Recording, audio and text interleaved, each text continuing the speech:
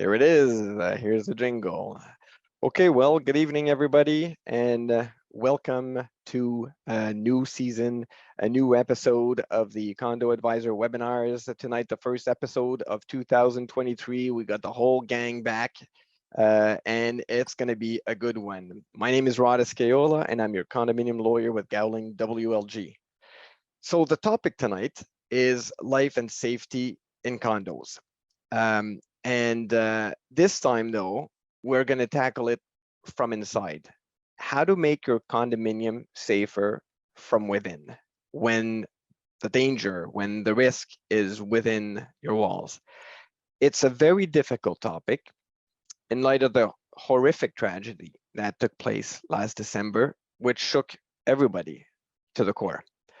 And I have to tell you, I've hesitated long and hard, and I thought about it for a long time whether to even cover this topic. I didn't want to monetize it. I didn't want to oversimplify it. I didn't want to be seen as looking in the very unforgiving rearview mirror. This is not going to be an analysis of what took place. We're never going to make that better. And so I really thought long and hard before I decided that we would tackle it. And you'll see we haven't even blogged about that. As I said, I don't want to simplify the situation. I don't want us to get desensitized to what took place. And also, I don't want this to be an analysis, and it won't be an analysis of what took place just before Christmas. No one could have predicted what took place. And I hate to say it, I don't think anybody could have prevented it. And so still, at the end of the day, it's a very important topic, and it's one that we have to tackle head on, and it's one that we haven't maybe given it all the attention that it needs. And so for that reason, I've invited a couple of experts. You'll recognize them. In fact, about a year ago, they were here. And so let me, this time I'm going to introduce the two twins because we actually have two sets of twins. We have, of course, David Plotkin from Gowling WLG. Hi, David. How's it going? Hey. Hi, everyone. Nice to see everyone back after the break. And we have, of course, the other twin, Graham McPherson, with me, with Gowling WLG. Hey, Graham. Hi, everybody. Okay, so that's the first set of twins. We have two more twins, and they were here about a year ago. And so we have from the National Life and Safety Group, Jason Reed. Hi, Jason. Good evening, Rod, and thanks for having me. Thank you for coming on such short notice. And also a recurring guest here tonight is Scott Hill from 3D Security Response Services. Hi, Scott. Hi, Rod. Hello, everybody. Thrilled to be here today. And so in the past, I think it's David that coined Jason Reed, Condoland's hockey coach. And he is the hockey coach, but Scott is the football coach who has joined us in the past and has done quite a few of these webinars with the Condo Directors Group in Ottawa. So thank you, everybody, for being here. Before we dive in, I guess the usual housekeeping. So I think the chat line is open. I think Graham has just opened it before we turn the webinar on. So feel free to comment and interact and share tips. Also keep in mind that what we are presenting tonight there's a couple of things to keep in mind. It's based on Ontario legislation to the extent that we may or may not refer to legislation. It is accurate as much as possible as of February 1st, 2023. So if you watch this later on, just keep in mind that things may change. Keep in mind also that we don't have a magic formula here. We don't have a solution for every problem, and we won't even claim to have. And so if you need guidance, if you need advice, if you have a problem to tackle, you absolutely must seek the support of your professionals, of your service providers, to implement solutions that work for you. And finally, I have to say that this webinar is being recorded for whatever reason. We will post it. It usually takes me about a week to be able to post it on the Condo Adviser website, so please be patient with me. So before I dive in, I should have removed the slides while I was introducing the two coaches. Before we dive in, I want to say this, and that's going to be sort of the last part of the introduction. There is no magic formula. There is no easy solution. And I would hate for this webinar to be a webinar where we just repeat the same old, oh, well, you know, people shouldn't harass you. And if you feel threatened, you should call the police and, you know, keep an eye out for mental illnesses and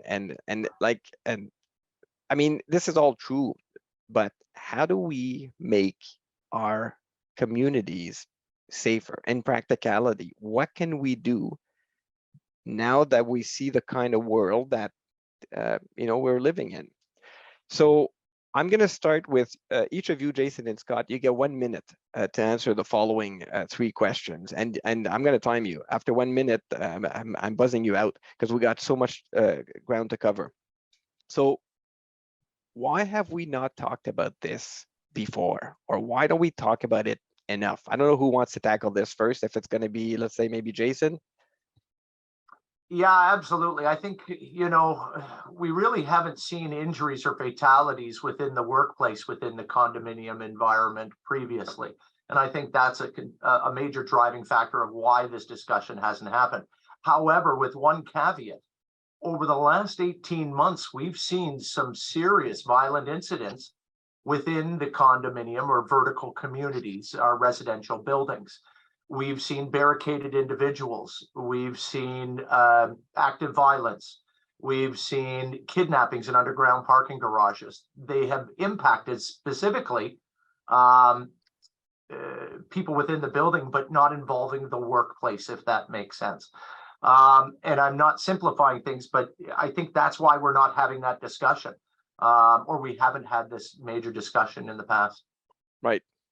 And Scott, either the same question, why have we not talked about that before, or a slightly different question, are people talking about it more now? I think, yes, thank you. I think that going along with what Jason is saying, that part of the reason why we haven't talked about it before is it's just not on anybody's radar.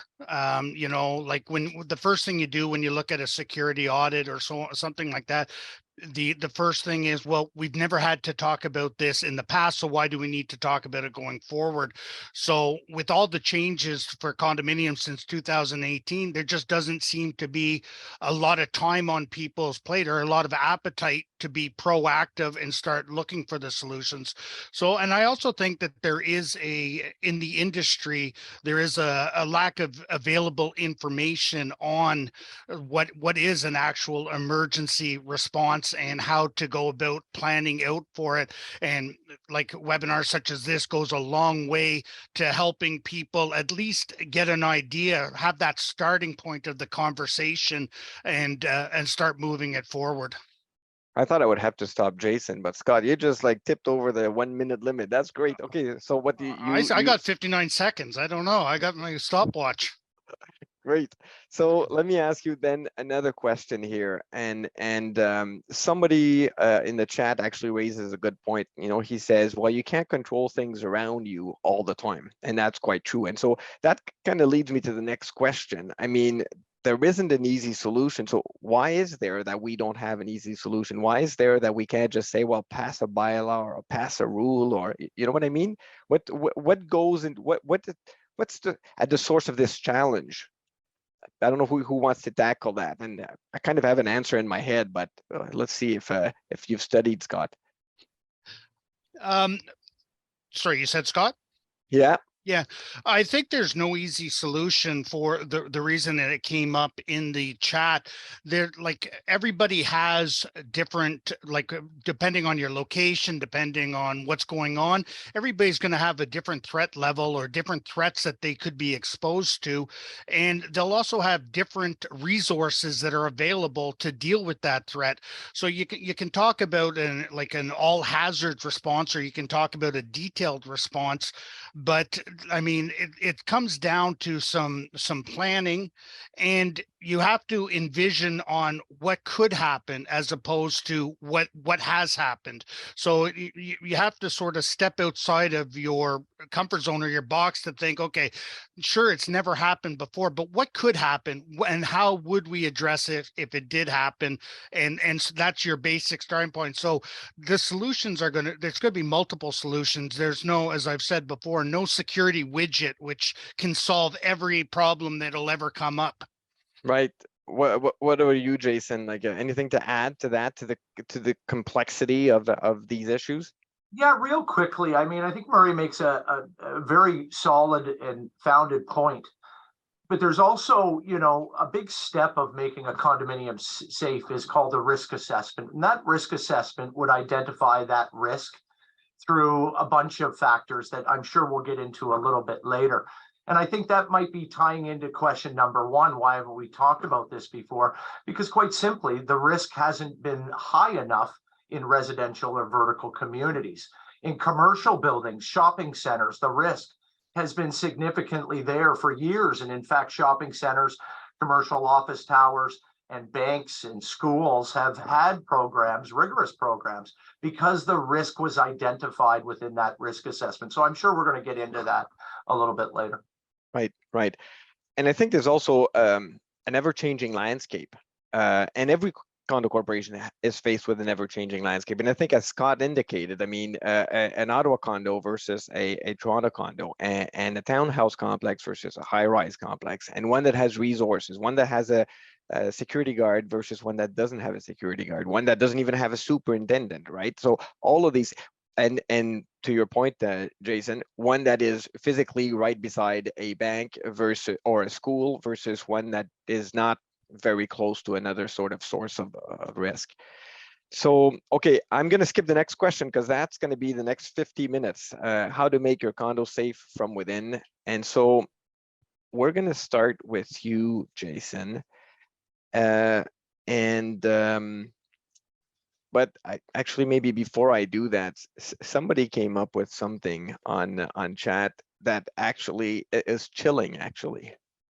The question that's been asked by Aaron is, how is it that the CAO still has the name of every director of every condo corporation listed on their registry available to anybody? I mean, at one point it made sense to put these names out there. There was a reason, like I get it, but now suddenly, I mean, the question is a fair one. Like, do we need to revisit that? Right? I mean, like, especially someone that has an uncommon last name like me. I mean, if you look me up, or if you look my corporation up, you'll see, oh, well, there it is. This is the guy I'm looking for. He's a troublemaker, right? So there's something there. And something else actually, maybe in line with that gets me more and more sort of uncomfortable is the concept of stating your unit number at meetings. And I mean, if you're Scott, stating your unit number is not an issue because nobody's going to go and knock on your door. But I mean, there's some people that are more vulnerable, more concerned. And so, especially now with the online AGMs, like your name appears and it says unit 401. I mean, that we may need to revisit some of these things. That may be the segue into the emergency response plan and risk assessment, Jason. So do you want me to share the super tool you sent us? Is that a good time to do it? Yeah, yes, please, sir. Okay. Folks, don't panic. There's a lot of words, but you're going to get a copy of it. We're going to post it on the Condo Adviser. You'll be able to download it and you can keep it under your pillow. Go ahead, Jason. So, ladies and gentlemen, Rod asked us to, Scott and I, to kind of come up with some information that would be of high value to everybody here today. And that's something we wanted to do. So I developed this one-page document that kind of allowed me to have my speaking topics in line and allow me to explain it from left to right. We've identified 4 areas of legislation that really kind of come into play and drive what keeps us in our workplace violence and harassment program. Legislation number one, we all know it's the Occupiers Liability Act. We're responsible for the common elements. Number two, the Human Rights Code. We're required to maintain an environment free of harassment. Number three, the Occupational Health and Safety Act. While the OSHA doesn't apply to directors because they're not compensated, it does apply because every condominium is a workplace. And finally, item number four, which may surprise a lot of people, the Criminal Code of Canada. Everyone who undertakes or has the authority to direct how another person works or performs a task has a legal duty to make sure and prevent bodily harm. And these are the four types of legislation, or at least for this discussion, that we utilize to come up with a workplace violence and a harassment program.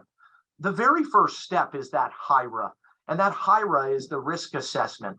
And that risk assessment allows a corporation in control of a facility or a workplace to actually assess the hazards. So if I could ask you to just scroll down a little bit, we're asking you to identify community-based risks. Am I close to a school? Do I have a ground floor retail tenant, such as a bank? Do I have a daycare? Take a look at my high-risk interactions. This is required under the Occupational Health and Safety Act, suite entry, inspections, evictions, board meetings. It doesn't go into all these, but we wanted to tie this into a document that made sense to everybody here today. And right. And when we're going to talk later on about sort of the red flags or you know, the moving target of risk assessment, later on we're going to talk about, well, so it's not necessarily static, but I mean, there may be triggering points that would require us to ask ourselves the question, has the risk changed? We have a hearing tomorrow scheduled to evict someone. Has the risk level changed? You know what I mean? So we'll talk about that a bit later. So it's not necessarily a static kind of you're beside a bank. And yesterday when you gave us an example beside the school, I mean, it kind of made sense when you've explained it, that if the school has a lockdown or has an active shooter incident, well, I mean, like there's movement, people are moving around. And if you're right beside it, well, are you, you know, an easy sort of place to hide or run to, right? Well, absolutely. In fact, I mean, these are in play right now with shelter-in-place orders, probably one a week happening in the GTA. So if I can just ask you to zoom out a little bit. Once that HIRA is done, that's the start of your program.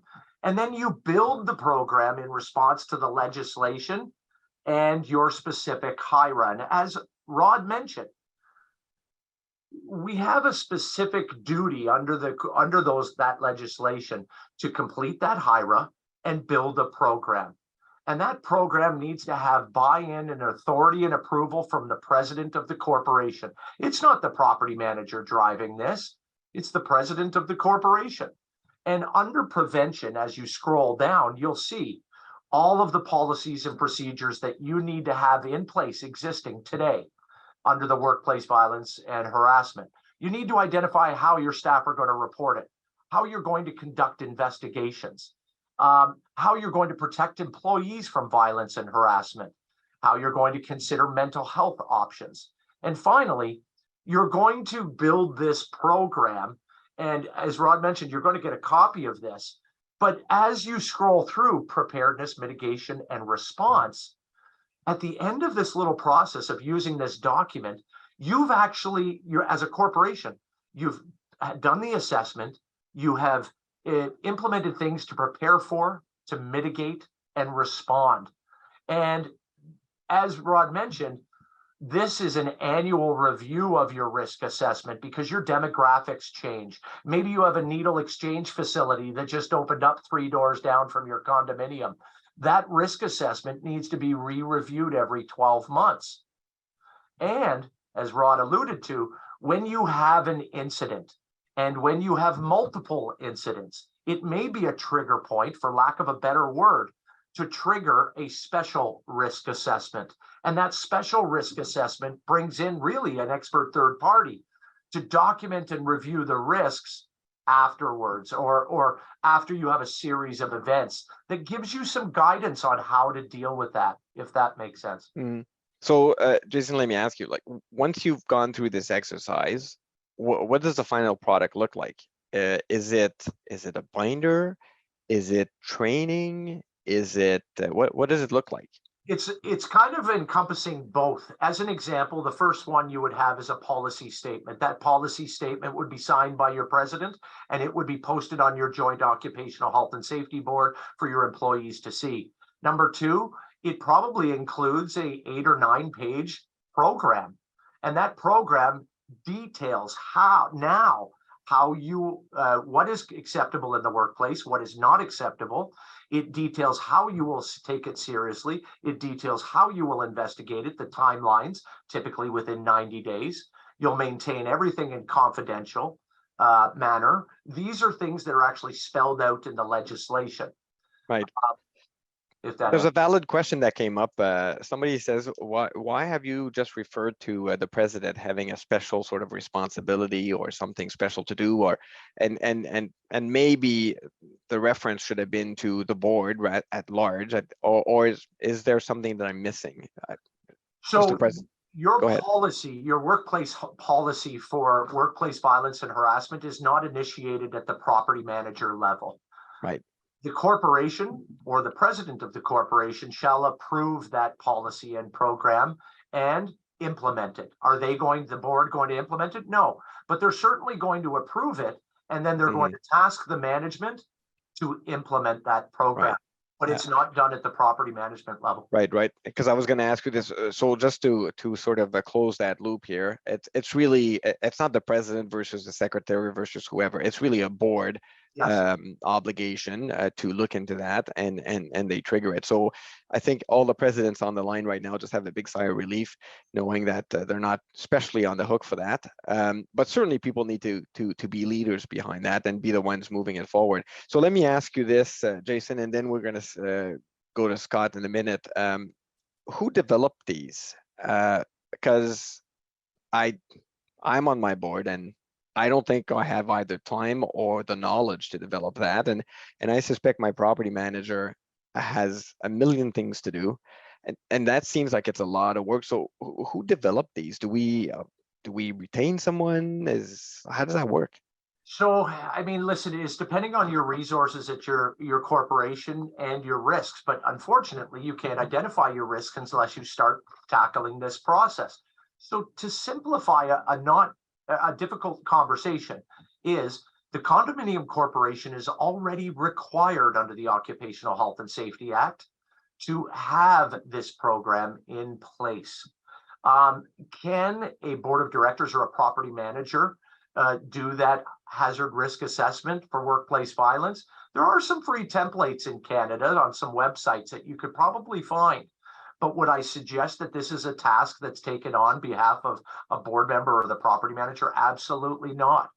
Your workplace violence and harassment program is 1/20th of your occupational health and safety program. So to answer this is, have we told our employees in our workplace how to work safely? And how do we answer that? There is only one way to do that. Develop policies and procedures that explain how our staff are to do jobs safely, and policies and procedures that specifically address workplace violence and harassment. Right. And I think I'm going to turn to Scott now. Scott wears many hats. There's one of the hats he wants to shed, but he's unable to shed it. So, I mean, in addition to being a security expert, he also was certainly a manager for I don't know how many decades. I don't want to give your age away. So I mean, you've done it all. But yesterday you gave us a good example of a mini kind of risk assessment program or a protocol that anytime you send a security guard somewhere, they kind of have to go through that. So like walk us through that, because I want to kind of demystify and simplify a bit the exercise. Now, for sure. Yes, many hats for sure, and yes, a few decades there. That's okay to say.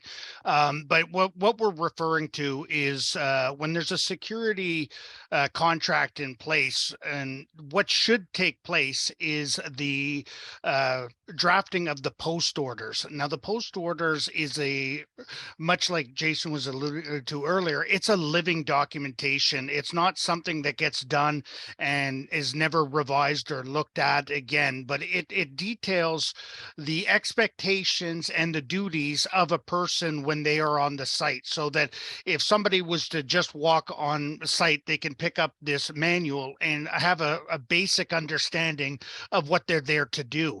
And but it's much more encompassing than just stare at the cameras, check that the doors are locked. In this documentation, you'll see things like how to deal with the bomb threat, how to deal with an evacuation, and it goes like quite a bit beyond that, because we know that when an emergency incident occurs, people the adrenaline kicks in. We will actually list out the civic address in the post orders, because when they're talking to 911, some we've seen in the past where people have given their home addresses instead of where they're currently working, just by because they're so amped up. So and you want to really detail out the scripts that are there, and it goes A to Z on the different things that could be experienced while working security at that site. And this is much like your the HIRA. This is something that should be reviewed annually to make sure that you are looking at, because whenever there's an incident, there should be a full incident report submitted to the property manager and the board of directors that actually gets reviewed, and that becomes your lessons learned or your after action report that you can implement changes into your documentation. So you're not doing, I think I just read in the chat, you're not reinventing the wheel each time you go to a different place or you see the different incidents taking place. And before we go to the response side of the equation, because so far we dealt with preparedness, we're going to deal with response, and maybe actually we're at that stage, and then we're going to deal with escalation.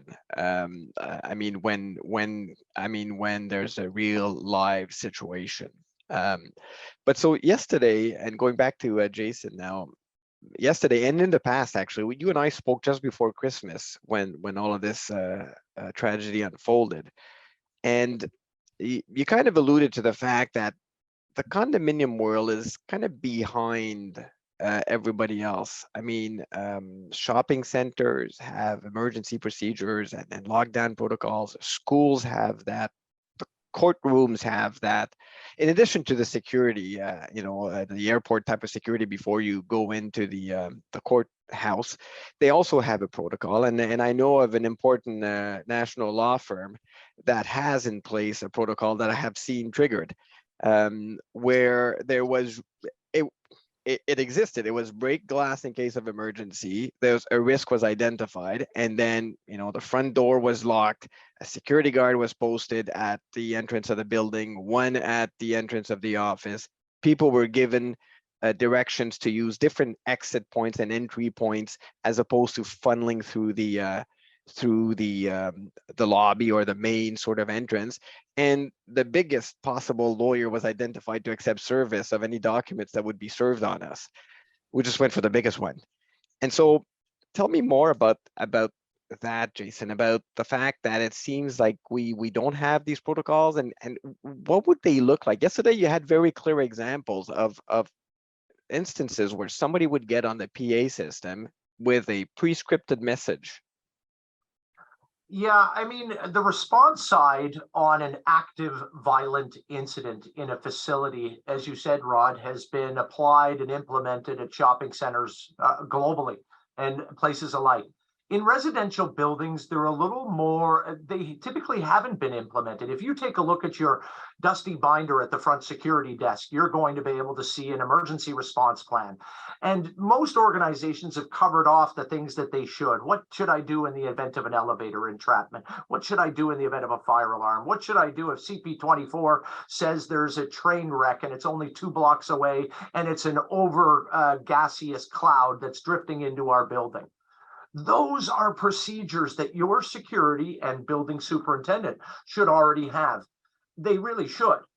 Many organizations have templates that the management teams will customize at their building, and they're very proactive organizations. But to get specific on the active violence, the only response that I can see that would be of value in a high-rise vertical community are the same that are being applied in commercial offices. When there is a report of 5 phone calls to the security guard that there's gunshots and in the building, security can have different response procedures, and they're typically thought out beforehand. But one of them is grounding the elevators, utilizing the emergency voice communication system to make an announcement, and obviously 911 probably being the first one. But my point is, and I think this what struck the conversation, was imagine the security guard saying, we've got a report of an active violent incident in the building. Please follow emergency procedures. And every resident going, what are those emergency procedures? So to answer Murray's question from previous, training is a vital component on those policies and procedures, as well as the emergency response plans. Because I believe that while not every residential community requires an active lockdown procedure, I would suggest that there are many residential buildings in Toronto that are adjacent to some very high-risk facilities that should already have that program in place. Their residents should already be aware that while we will never use this, if you hear this over the PA system, I need you to not answer your door and be confident that we've called 911. And that is, that's a really powerful discussion that we've never been forced to have before, if that makes sense. Yeah, and I was gonna say, I'm thinking back, because now, of course, we're all thinking about the tragedy before Christmas. But I mean, there's been all sorts of other situations. I can think of a few. Even I'm thinking about Ottawa right now, when we have the freedomers take over the city. I think I'm gonna get some negative reviews now because I use that expression. But when we had them take over the city last February, I mean, all the condos that are downtown, there are some precautions that should be taken, and there's got to be a way to communicating that.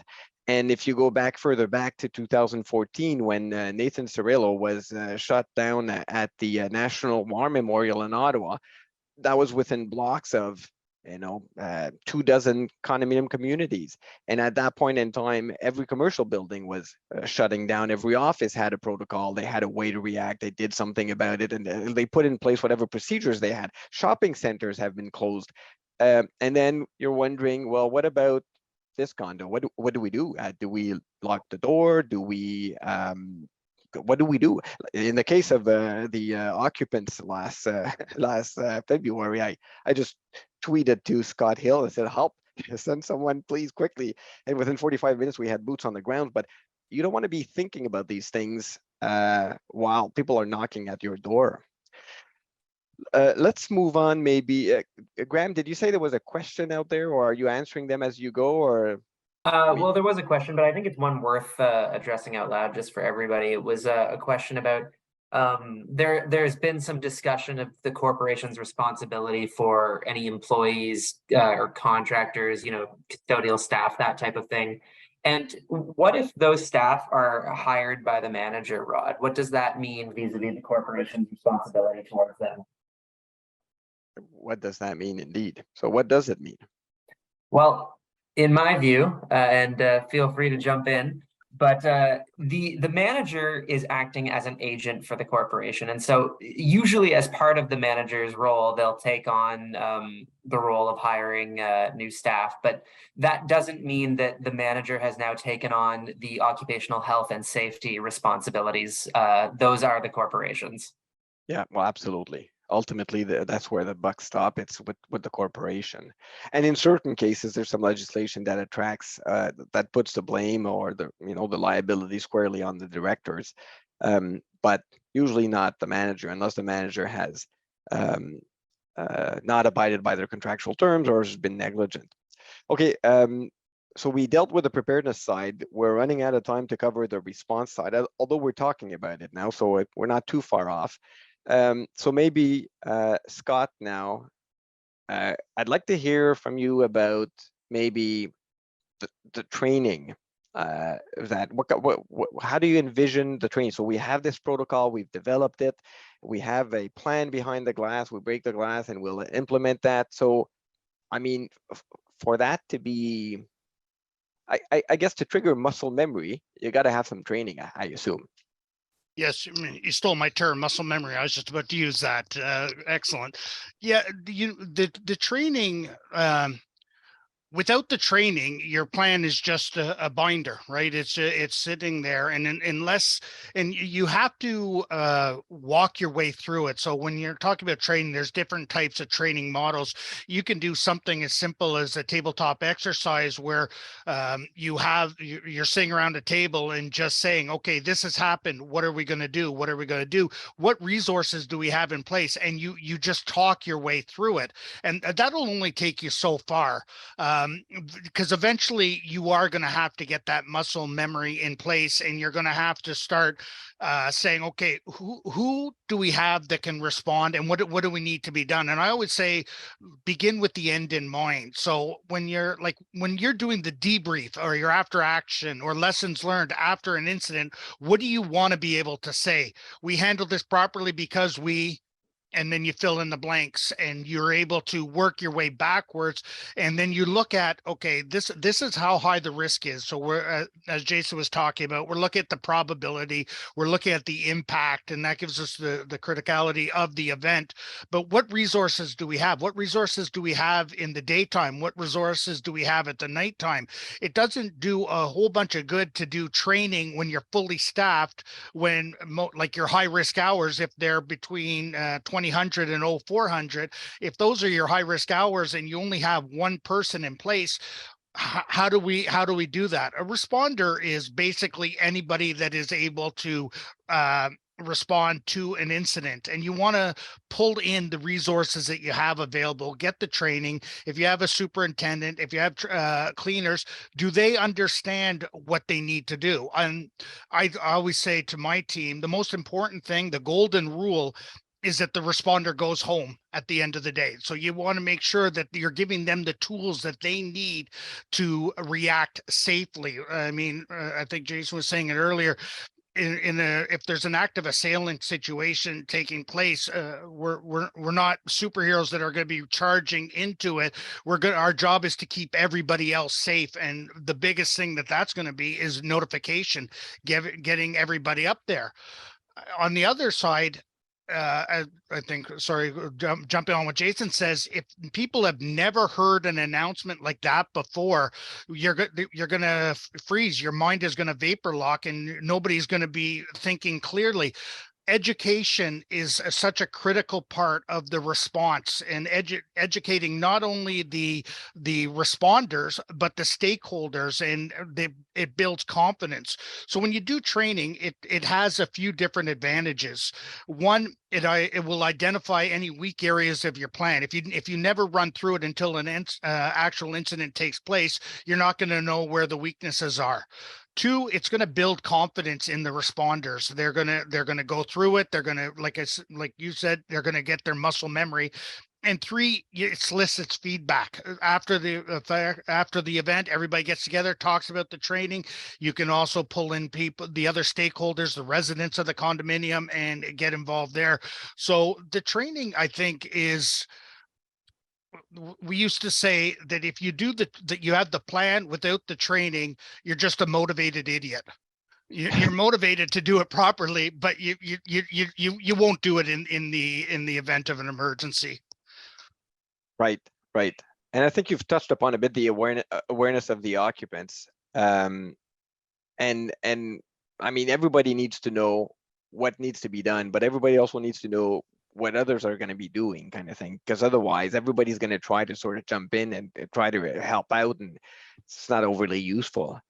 I know I'm repeating here risk assessment, Jason, and it's, I think, because in the response side of the equation, when we were discussing this yesterday, you had various examples, and I guess this is where we would talk about the red flags I guess, that we may see along the way. And it's not always an active assailant. It could be a tornado. It could be a gas leak. It could be all of these things. But of course, now the topic of the day has to do with danger from within.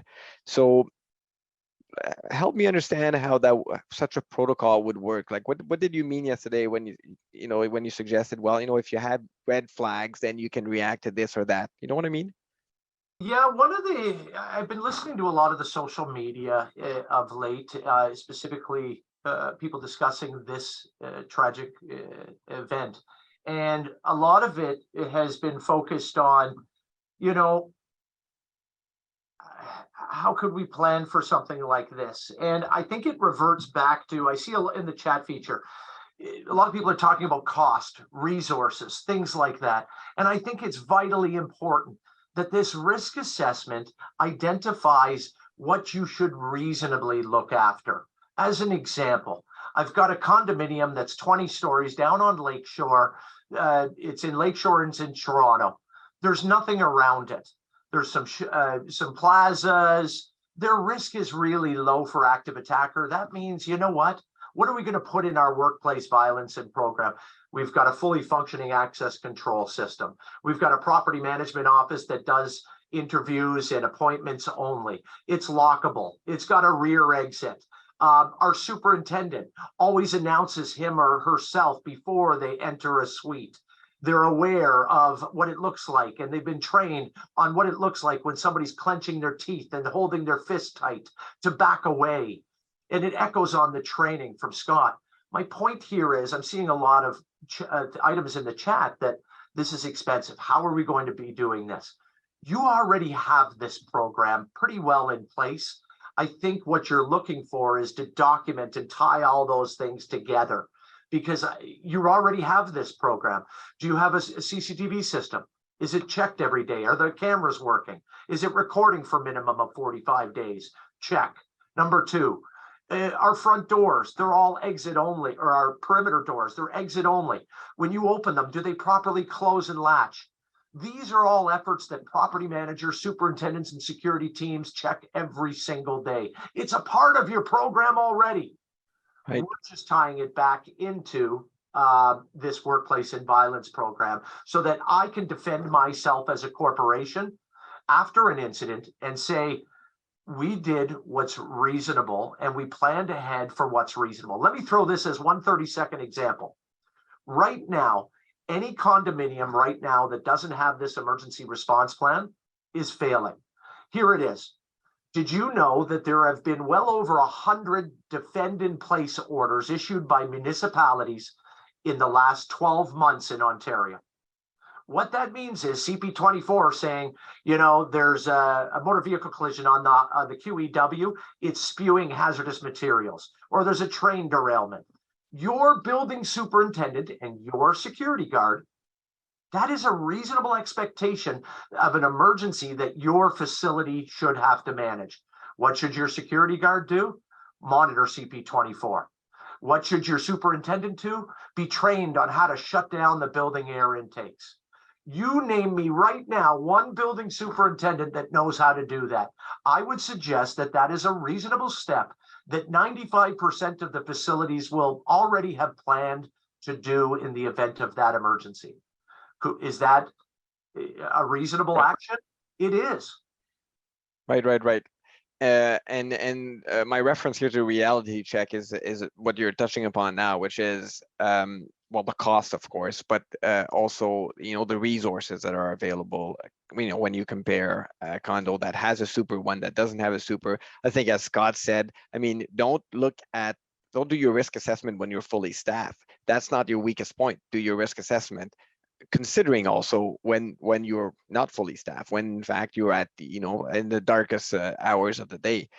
And I think something that I wanted to touch upon before we switch topics was sort of the red flags or the risk assessment. We're dealing with very difficult situation at time, some involving going to court, some involving evicting people, and so there may be instances we should identify ahead of time certain flags.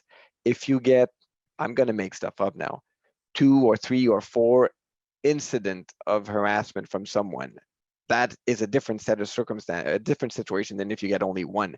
If there's been a threat, even if the threat's not believable, that's another red flag. Do we have a hearing coming up? What's the outcome, the possible outcome of that hearing? Are we potentially evicting someone? I mean, there's plenty of cases already that exist. There was this case where they had 2 very big dogs, and I mean, he was just like sort of letting them loose, and they appear to be trained to actually run after the sheriff that was there to sort of post a note on the door. And I mean, there's all sorts of red flags where we know, okay, well, if we need to go knock on that door to tell them something that they will not want to hear, what precautions do we take? And I agree with all of you that, you know, there's a cost to all of this, but there's also some low-hanging fruits, and the cost is always too much until it was not enough. I mean, then there's some things that you can't fix after the fact. And so a very good set of suggestions from one of our very experienced managers on the line, whose name I'm not going to identify here, but he gets all the credit for it anyways. And so there's some low-hanging fruits, and some of them may be ensuring, if it's at all possible, that your management office has a secondary means of egress. I mean, I know some management offices that are virtually in a closet. Do they have panic buttons? How about only having the owners meet with the manager on appointment only? I mean, there's all sorts of different precautions that can be put in place. Ensure that you don't have a meeting one-on-one. I mean, that's kind of basic, but some people forget that. So there's all sorts of easy sort of precautions, I think, that can be taken. Now, before we run out of time, and we're about to run out of time, I wanted to talk about the lines of communications. Do I have a I don't have a slide for that, eh? Okay. How do we communicate? Your last with- bullet point there, Rod. Oh, there it is at the bottom. Perfect. Thank goodness my military training kicked in, or maybe it was yesterday's rehearsal. So how do we communicate with these people that there is an emergency? What's the way? So of course, we spoke about the PA system, having pre-scripted scripts. What else, Scott? Like any other suggestions? Like what else do we have that we can use to communicate with people? For sure. I just want to tie that back to your last point, if I could, Rod, about communication. Also, like when I was saying before about the binder without planning is critical. Like communication without people hearing it is also communicated. You're talking about red flags, and I mean, if we have a superintendent or a security guard in place, situational awareness teaches that you look for a baseline and you look for things that are outside the baseline. A lot of our superintendents, they know the residents, the security, they know them very, very well. They talk to them every day. If they need to have a way to communicate any concerns. If they're starting to see something going off outside the baseline, they need to have those lines of communication to push it up the chains, as it were, to make sure that it activates an actual investigation or a plan. So I would just say that, and then I'll move on to the different ways to communicate during response. There are many. We at our company, we use the PACE acronym. So you have your primary, you have your alternate, you have your contingency, and you have your emergency. So the primary is if you have a PA system, that's obviously optimum. I mean, it doesn't get used often. It's going to get everybody's attention. Unfortunately, what it go to right now is email. Blast out an email to everybody. But with the disconnect from work policies and things like that sometimes gets in the way. A lot of people will say, no, I'm on my off time, I am not checking my emails. So then we move to text messages, and text messages tend to get checked after hours a little bit more frequently than email. An email can get lost. An email can go into your spam folder. It can do anything. It might not. I've had people respond to emails like a week later. So that's that's a risk that you run when you do it. And then there's also like social media. I know of a couple of condominiums that have created, and I'm not even sure how this works, but a private Twitter account that they can actually, they get notifications through that, but it's a private group or a WhatsApp group. WhatsApp? Not that I'm recommending that. But there are many different ways to do it. And I would say that if to ask which one to use, I'd say all of them. Because you want to make sure that the message is getting through to the person during the event and in a time that it is useful. Anything to add, Jason? Yeah, real quickly. I mean, communications is key, and in your workplace violence and harassment program, corporations are required to document how you're going to communicate now. So we're not figuring it out at the time of the emergency, how we're going to communicate before, how we're going to speak with witnesses, how we're going to engage them. It spells all of that out in your document. But if I could add one more thing, because I saw a really good question and I want to address this. Commercial offices and shopping centers. Do you know every landlord in the country of a commercial building has an emergency response plan for their ops team and their security team? And what every landlord commercially does is they develop an emergency preparedness program for residents. It's a 10, 12 page document, maybe a 15-page document. But what it does is it allows residents or occupants of the building to understand what security will do and what the resident is supposed to do during these top 15 emergencies. They may never happen, but my point is, and I think it's a very valid one, it tells your community that the board is looking at it. It tells the community that the board has reviewed this and has put things in place to protect their community. And it also educates the residents. Residents, you send them an email, they don't read it. The best practice for emergency communications right now is technology. I can have an emergency alert issued to every resident in the building in 30 seconds. If they don't answer their text message in 2 minutes, it rings their cell phone with an automated voice message. If they don't answer their cell phone, it goes to their home address or their home phone. There's tons of inexpensive technologies. And in fact, many condominiums have already deployed this type of technology. It's a great way to keep the group engaged.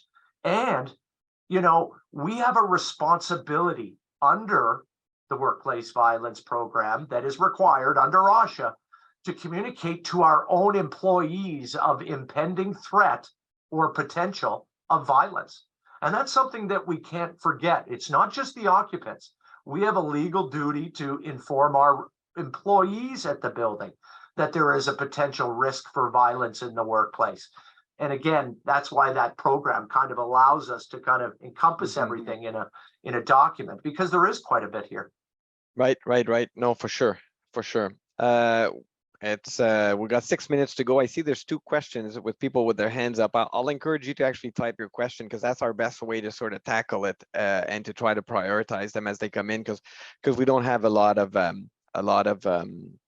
time left.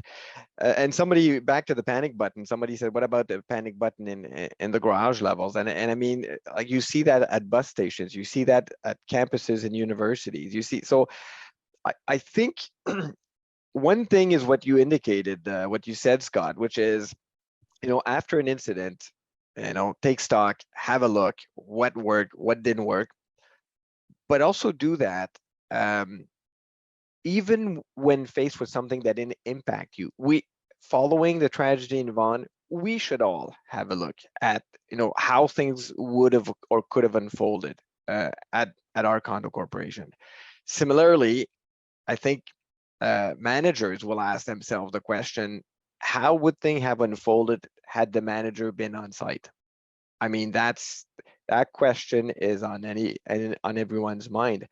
And so the fact that thankfully a manager or staff were not involved, that's great. But how would things have unfolded otherwise? And what can we do to ensure that had this incident taken place on a weekday, we would not have had more casualties? So don't just look at what has just happened, but think about what could have happened. So there's a tornado in Ottawa. Well, the GTA should think about it. How would we have reacted had we been faced with a similar situation? Don't wait for catastrophe to knock on your door to start thinking about these things. Okay, do I have anything else on my list here before I go around and ask people for their parting thoughts? I'm going to say this, and I think again, I had too much on my agenda because I'd like to speak maybe next time about, because we spoke about escalation, I'd like to speak about de-escalation maybe next time, and what's the role, and maybe Jason and Scott, you can kind of tackle that. What is the role of next of kins when we see that someone is going through a mental health crisis, when someone is losing connection with reality? I see it on quite a few of every condo, or many condos have that one unit owner that for whatever reason is not the way they used to be, and they're more aggressive and they're more assertive. And so what's the role of the next of kin? What's the role of security personnel? What's the role of the police? Do you want to maybe tackle that a bit, each of you, 1.5 minutes? Scott? Sure. I think assuming that you have the access to the next of kin, like who they are, that is the first step to advise them and pull them into working towards a solution. The de-escalation, I think, is critical, and we do a lot of tactical de-escalation and verbal judo with our guards. I think we offer it every 2 months because just being able to keep in mind the 5 universal truths, and I actually encourage anybody to take it, because I know there's a property management company in Toronto that brought a security company, not ours, brought them in because they had instructors to do de-escalation with all their property managers. And it's time well spent. I think and Rod, I think you can agree that AGMs can get a little heated sometimes, and having some or special general meetings, having some de-escalation techniques in your toolbox is very critical. So having the training with all the staff, it's just not security, because at the end of the day, it's the everything we do, we put the team acronym up, but together everybody accomplishes more. And being able to recognize that something's wrong, pull in the people to get it fixed, and work towards a solution. Like get the people, talk to them, and and I think you'll talk about this more, but document what's being done. Yeah. And I'm going to say this, and then unfortunately we're out of time, but I'm going to say this. When I looked at what took place before Christmas, I kind of reached the conclusion that at the end of the day, and I hate to be the Debbie Downer here, but I came to the conclusion that managers are not necessarily equipped to deal with this level of danger in this crisis, and directors are not equipped to deal with that. But you know what? You're not alone. Police officers are not equipped to deal with that in most cases. I mean, you see it all over the news, and lawyers are not equipped to deal with that. There was a hearing the next day, and judges are not equipped to deal with that either, right? So, I mean, that's why you need to have in place really sort of a very large net, and you need to have many, many tools in your toolbox to be able to sort of minimize the risk, prepare for it, have a contingency plan, and have all of that in place to be able to react to, whatever curveball is being thrown your way. We got 1 minute left, and so I'm going to go around the table. I'm going to thank everybody for your insight. I realize that the lawyers didn't really speak too much, well, except this guy. This guy just can't shut up. It's like a drunken uncle at a wedding. If you give him the microphone, they won't let go. But the two twins were quiet, taking notes. So Scott Hill with 3D Security Response Services, thank you so much for taking the time to prepare this and, of course, to present it. Very welcome. Thank you very much. Okay. Anytime. And of course, our hockey coach, Jason Reed of the National Life and Safety Group. Thanks so much. Any sort of parting words, maybe, Jason? Yeah, listen, if I had one tidbit that's typically a gap, It's document things. You know, there was some chatter on the chat where, you know, what if somebody makes a derogatory comment or actually pushes somebody or nudges somebody? We quite often, you know, overlook that. Oh, he was upset. But those are the red flags that sometimes in a workplace are required to be documented. It is a workplace. It is a workplace. Therefore, the corporation's required to document it. And then sometimes when you have one or two incidents, even if they're spread forward or apart, that's a pattern. And that's when you can do that special risk assessment, perhaps on that individual or on that workplace, focusing on that individual. And it gives you more ammunition to support you and your teams for a safe workplace. Yeah, for sure. Okay, the two condo twins. What do you take away from this webinar here? Maybe start with you, David. Yeah, so I mean, I think this is still very raw for a lot of people. I mean, we dealt with a very unique situation that touched home for a lot of us and what we do or where we live. And I think just being prepared without being paranoid is kind of the way to go forward. Have the tools, have the policies in place, have those resources. You know, reach out to the people you need to reach out to, and just know that there are resources there, and everyone's dealing with the same sort of situations, whether you're in condos or not. And it's not really going to help anyone to just, you know, stay up at night every day thinking about what could or couldn't happen. Just have those things in place for potential eventualities. Right. Graham, final parting words. Yeah, building off of what David said, I think, and as you opened up with, a lot of condos maybe weren't thinking of the types of policies or procedures they had to have in place. So this is just a good opportunity. And the point of this webinar is to get people thinking about what sorts of things can be in place so that if anything does happen, you're not stuck unsure of what to do. Yeah, for sure. Okay, so next webinar, March 1st, apparently. Is that really the first of the month, the first Wednesday of the month? I kind of trusted, let me just see here very quickly. Yes, perfect, okay. And so March 1st, you'll need to register again. The way to register for these webinars, as soon as we have the topic, we will post links. This is the website. You go to webinars, you click on that. It brings you to how to register and the topics. This is also where you will see the recording of this webinar and all of our prior webinars. So give me about 5 to 7 days. When you click on that, it's going to bring you to the page. Then you'll be able to click, and you will be able to download the document prepared and presented by Jason today, and you'll be able to also watch on demand this webinar and prior webinars. So I think that's it. Thank you very much, everybody, for listening, for tackling this important topic. Thank you to the speakers, and we will see you on March 1st. Thanks, everybody. Too late to wish you a Happy New Year because now we're in February, but Happy New Year, everybody.